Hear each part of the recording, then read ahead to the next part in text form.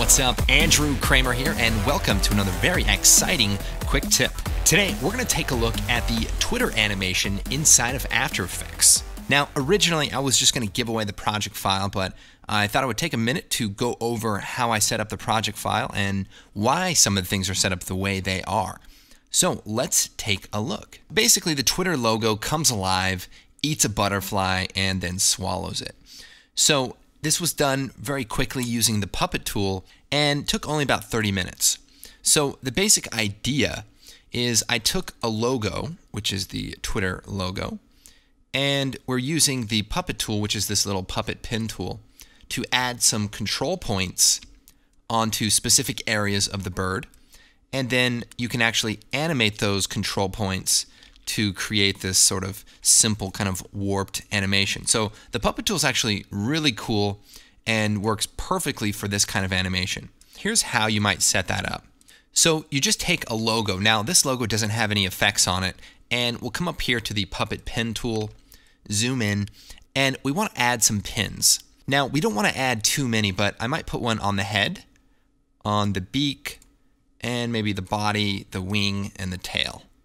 So these control points can now be animated. So what I could do is, let's see, take this control point, hit U, and you can see there's a keyframe already set. So we can move these over.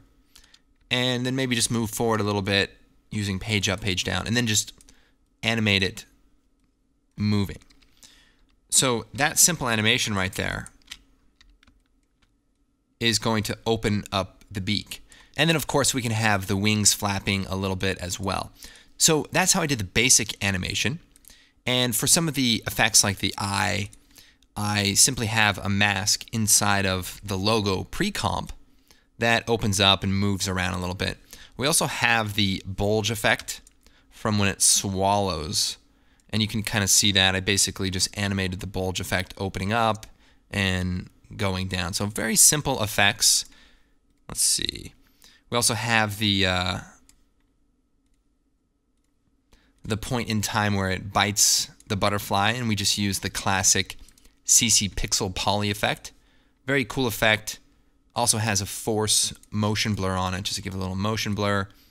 And this effect is really cool. You can just play around with the grid spacing. You know, you can make small pieces, large pieces. We have a couple of different tutorials on the website, like Shatter Eyes and some others. And then the same thing for the burp at the end. We kind of have this warp effect on the beak, and that's done with an adjustment layer and the ripple effect.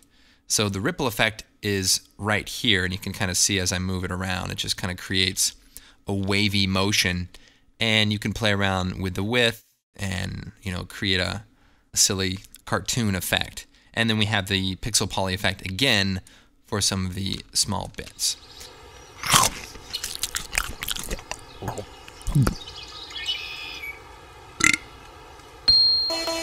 So that's pretty much how I set it up and did the animation. Hopefully you guys can have some fun with the Puppet tool as well. I'm Andrew Kramer, and we'll see you next time.